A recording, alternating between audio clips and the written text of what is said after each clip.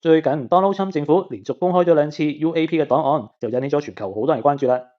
UAP 不明空中現象或者我哋叫做 UFO 不明飛行物體喺近代引起人關注，其實就係源自於呢一件事件。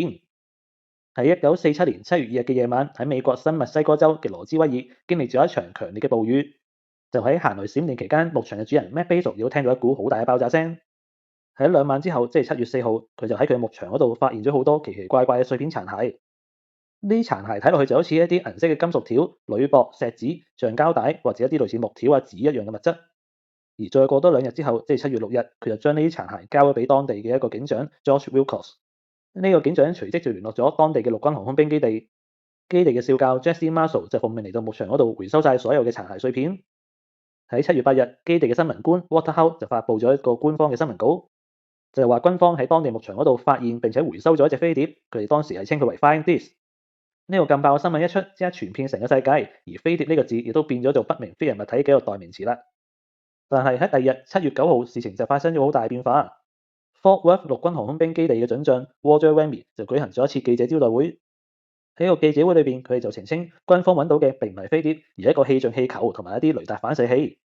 我哋依家喺網上面揾到嘅大部分相入邊就係一啲軍方人攞住一啲鋁箔錫剪嘅殘骸，其實咧就係來自於呢個記者會用嚟澄清用嘅。而經過咗呢一次記者會之後，呢一次飛碟發現嘅事件亦都好快俾人丟淡咗。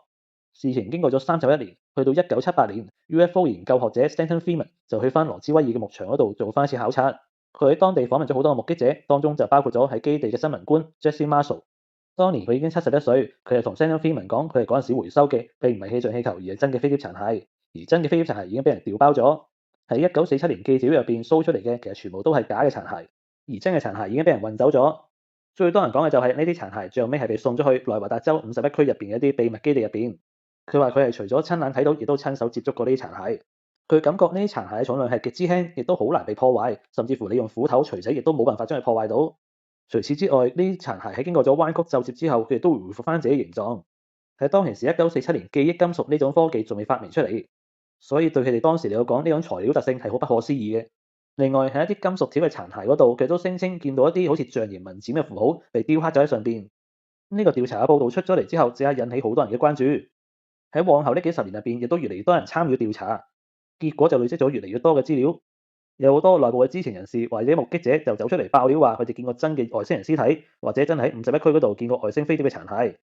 而羅茲威爾飛碟事件亦都成為咗外星陰謀論嘅一個經典，同時亦都可以話係近代外星人研究嘅一個開端啦。